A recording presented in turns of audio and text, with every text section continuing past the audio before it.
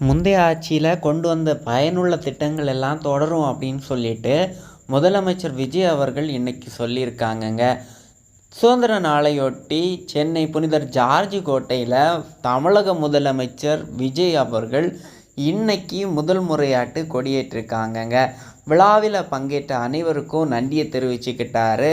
தங்களுடைய உயிரை, வாழ்க்கையை, உடமையை இழந்து நமக்காக சுதந்திரத்தை வாங்கி கொடுத்த நம்முடைய சுதந்திர போராட்ட தியாகிகள் அனைவருக்கும் எனது வீர வணக்கங்கள் அப்படின்னு சொல்லிட்டு ஸ்டார்ட் பண்ணாருங்க.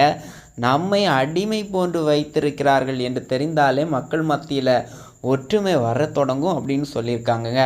386 ஆண்டு பழமையான இந்த கோட்டையில் 80வது சுதந்திர தின நாளில் நமது நாட்டின் தேசிய கொடியை ஏற்றி வைத்ததில் எனக்கு ரொம்ப சந்தோஷமாக இருக்குது. உலகம் முழுவதும் இருக்கிற என்னுடைய தமிழ் சொந்தங்களுக்கும் தமிழக மக்களுக்கும் ஜென்சி இளம்படை தோழர்களுக்கும் என்னுடைய நன்றி அப்படின்னு சொல்லியிருக்காங்கங்க. பொது வாழ்வில் சமரசம் இருக்கவே கூடாது. மக்கள் நலன்தான் மிக முக்கியமான விஷயம். அதன் அடிப்படையில் தான் தாவேக்கா அரசு செயல்படுது.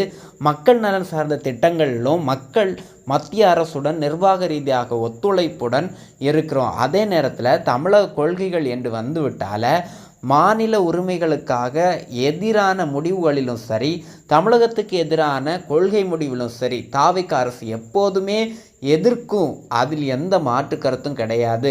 முந்தைய கால ஆட்சியில் கொண்டு வரப்பட்ட திட்டங்களில் ஜெயலலிதா அவங்க கொண்டு வந்த அம்மா உணவக திட்டத்தை தொடர்ந்து கொண்டு தான் இருக்கும். காலை உணவு திட்டத்தையும்